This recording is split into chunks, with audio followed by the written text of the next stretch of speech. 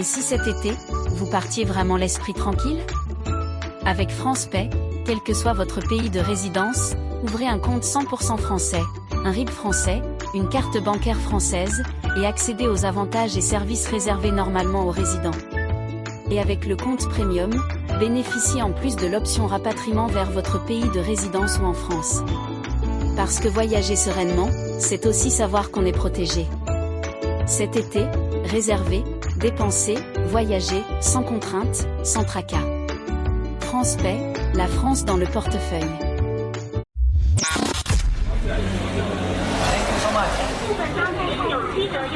En direct de New York. Bonjour et bienvenue sur lesfrançais.press. Les États-Unis célèbrent cette année le 250e anniversaire de leur indépendance. Un événement historique qui intervient dans un contexte particulier, une relation franco-américaine qui traverse de nombreux défis diplomatiques. Une importante communauté française installée outre-Atlantique et une Coupe du monde de football qui attire des millions de visiteurs sur le continent nord-américain. Pour évoquer ces différents sujets, nous recevons aujourd'hui Christopher Weisberg, député des Français établis en Amérique du Nord. Bonjour Christopher Weisberg. Bonjour à vous les Français.press. Et merci de nous accorder cette interview. On y reviendra dans l'interview, mais je rappelle que vous êtes le suppléant de notre ministre de l'économie et des finances, Roland Lescure.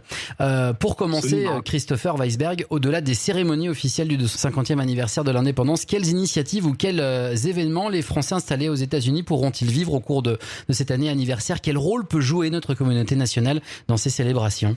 Alors, il y en a pas mal. Il y a plusieurs initiatives un peu partout et ce serait un peu fastidieux de vous toutes les donner, même si je pense qu'il y a un site internet qui les répertorie. Hier, moi, j'étais à la Statue de la Liberté. On a eu un très, très bel événement puisque la France a amené la patrouille de France au-dessus de la Statue de la Liberté. Et on en a profité pour célébrer le 250e anniversaire avec nos amis américains sur Liberty Island. C'était un très très beau moment. Oui, avec des images qui sont magiques. Les relations entre Paris et Washington connaissent parfois des tensions, notamment sur les questions commerciales ou internationales. Malgré cela, estimez-vous que le lien entre les deux pays reste solide ? Oui, évidemment, parce que vous savez, une relation entre deux pays, c'est à la fois bien sûr les gouvernements, mais c'est aussi les personnes qui les construisent. Et les Français en Amérique du Nord, ils sont extrêmement présents. À New York, ils sont presque partout, dans tous les domaines économiques, dans tous les secteurs. Donc en fait, on a une relation bilatérale qui fonctionne encore très bien. Maintenant, on peut en parler, mais évidemment qu'il y a un véritable sujet politique. Et pour l'instant, le président Macron essaie de l'adresser le mieux possible. Mais on a une administration un peu inédite et qui gère le pays, qui gère les États-Unis et ses relations internationales de façon totalement inédite par rapport à ce qu'a été l'histoire de ce pays. Vous êtes de retour à l'Assemblée nationale depuis plusieurs mois, je le disais, en remplacement de Roland Lescure. Quels sont aujourd'hui les principaux sujets qui remontent du terrain lorsque vous rencontrez les Français installés aux États-Unis ? Évidemment, c'est une période très, très, très différente. Moi, je dis toujours que depuis le début de mon deuxième mandat en novembre, j'ai l'impression de vivre un mandat qui est complètement différent du premier. Je pense que j'ai jamais vu des Français qui ont autant le sentiment aujourd'hui d'être des immigrés et pas simplement des expatriés ou des Américains, des Français qui habitent en Amérique. C'est-à-dire que il y a un sentiment quand même d'inquiétude dans la manière dont l'administration Trump gère les visas. Et ça, c'est quelque chose que je vois et que je n'avais absolument jamais vu auparavant.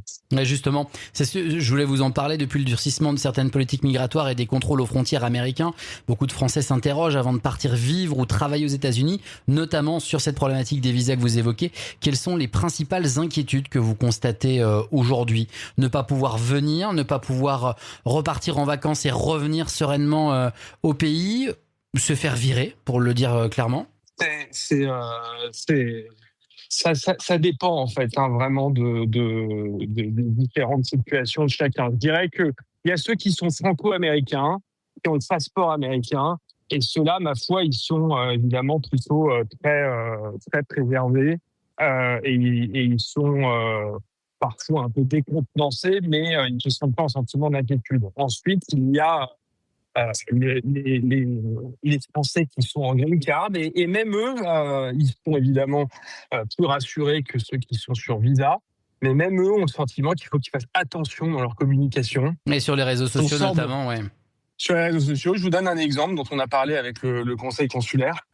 J'ai vu beaucoup de personnes qui n'ont pas voulu s'investir forcément sur des listes parce qu'ils étaient inquiets sur la possibilité d'être mis en difficulté par l'administration américaine s'ils étaient trop politisés, s'ils rentraient en conflit avec l'administration.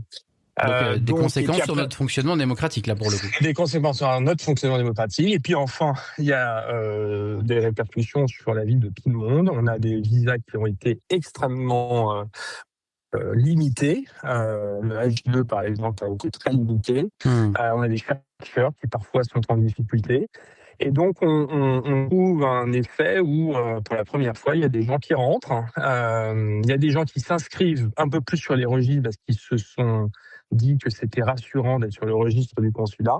Mais il y en a aussi d'autres qui partent. Et c'est ce double effet qu'on retrouve dans les États-Unis aujourd'hui pour les Français qui résident aux États-Unis. Christopher Weisberg, pour ses compatriotes qui sont installés aux États-Unis, qui font face à ces difficultés, ces peurs, on peut le dire comme ça, est-ce que la diplomatie française est encore influente aux États-Unis ? Est-ce que vous avez des exemples à nous donner ? Oui, elle est globalement influente. Il faut quand même se rendre compte dans un moment où Donald Trump a tendance à négliger absolument tous ses partenaires. Il n'y a qu'à voir la relation qu'il a avec le Canada, qui est le partenaire un peu historique, avec qui tout se passait très bien, pour se rendre compte que même des pays stables sont mis en difficulté par Donald Trump. Madame Meloni, la première ministre d'Italie, qui elle-même était très, très, très à l'aise et qui était en connivence avec le président Trump et qui maintenant est mise en difficulté. Et dans ce contexte-là, la France apparaît quand même comme un pôle de stabilité et un partenaire, en tout cas respecté par Donald Trump. Et donc, c'est une période un peu à part, parce que ce que disent tous les diplomates, c'est que la personnification des relations bilatérales se fait directement par le président. Et il faut le dire, dans ce contexte-là, le président de la République, Emmanuel Macron, il a su manier cet hyper-ego qui, évidemment, ne fait rien comme tout le monde et ne fait absolument pas ce que sont les usages en matière de diplomatie. Donc oui, la France est influente et oui, la France a un rôle à jouer. Je fais référence au G7, Christopher Weisberg. Justement, c'est une séquence vue de France qui est ultra réussie par le président Emmanuel Macron. Vue des États-Unis, quel écho a eu cette séquence du G7, de Trump au G7 et également de Trump à Versailles, bien sûr. On en a beaucoup parlé au pays. Est-ce qu'il y a eu un écho particulier dans la presse américaine ? Dans la presse américaine, vous savez, il faut savoir de quelle presse on parle, parce que l'Amérique étant clivée, il y a une presse de droite et une presse de gauche. Il y a de moins en moins de presse neutre, même sur des sujets internationaux. Globalement, évidemment, il y a quelques Américains qui trouvent que les démonstrations à Versailles n'étaient pas forcément les mieux venues, étant donné que les Américains eux-mêmes luttent contre leur président sur des journées qu'on appelle les No Kings Day. Donc, certains m'ont dit qu'ils avaient trouvé ça assez sidérant que le président soit reçu à Versailles. Mais évidemment, ils ont aussi parfaitement conscience que ce président étant totalement imprévisible, le président français a plutôt les qualités nécessaires pour le faire avancer, pour essayer de respecter la relation historique entre l'Union européenne, l'Europe et les États-Unis. Et ça, ils le reconnaissent.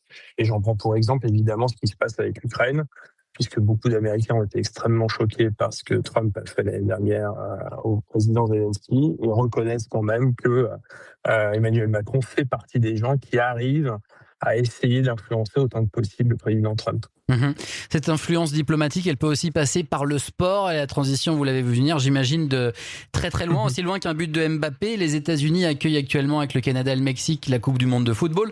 Comment la communauté française d'Amérique du Nord vit-elle cet événement ? Est-ce que les expatriés se mobilisent autour des Bleus ? Si vous me répondez non, je démissionne. Oui, on n'aurait pas besoin de démissionner parce que évidemment qu'il y a énormément de fierté, il y a des rassemblements partout. Dès qu'on porte le maillot bleu, on se fait arrêter dans la rue à coups de «Allez les Bleus», parfois avec un petit accent américain, mais souvent avec un accent français et francophone. Donc il y a un engouement incroyable. Moi, vous savez, j'ai l'impression que l'équipe de France, c'est ce qu'était l'équipe du Brésil il y a une dizaine ou il y a une vingtaine d'années, c'est-à-dire l'équipe la plus spectaculaire du monde et que tout le monde a envie de voir gagner. Donc ce n'est pas une légende. Les Américains se prennent au jeu de l'équipe de France de football et commencent à la soutenir. Absolument, c'est clairement l'équipe la plus populaire. Je peux vous dire que quand on veut acheter un maillot des Bleus dans New York, c'est très très difficile. On trouve tous les maillots de toutes les équipes, mais les maillots des Bleus sont trop demandés, donc ils sont en rupture de stock. Est-ce que le député de la circonscription que vous êtes montre l'exemple et soutient les Bleus, Christopher Weisberg? Je peux vous dire que je suis à fond derrière notre équipe, déjà parce que elle est absolument réjouissante à regarder, puis aussi dans un moment où les Français sont souvent un peu pessimistes, avoir ce regain d'espoir dans cette équipe, ça fait beaucoup de bien. Donc je suis le premier supporter à tous les niveaux et allez les Bleus.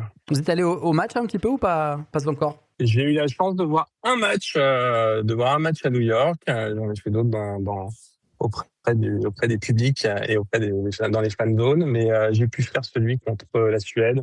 Et c'était un match absolument exceptionnel.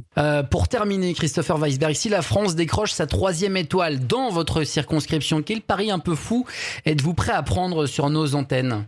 Écoutez, ça vous m'aviez pas préparé. Si on prépare cette question-là, Christopher Weisberg, ça va être beaucoup moins spontané. Je pourrais vous dire que je pourrais me raser les cheveux, mais j'ai déjà une calvitie, donc ce serait pas très courageux. Si on gagne la Coupe du Monde, je ferai absolument tout ce qu'il faut pour rassembler nos Français en faisant des fêtes, en faisant une tournée dans toute la circonscription avec le maillot des Bleus. Voilà. Une tournée de la circonscription avec le maillot. Écoutez, on a pris le pari. Il n'y a plus qu'à attendre le 21 juillet désormais. Merci en tout cas à vous, Christopher Weisberg, d'avoir été avec nous sur lesfrançais.press. Vous pouvez retrouver cette interview sur notre site ainsi que sur toutes les plateformes d'écoute. Et pour ne rien manquer de l'actualité des Français de l'étranger, abonnez-vous à notre newsletter et suivez-nous sur nos réseaux sociaux. À très bientôt. Merci encore. Merci beaucoup.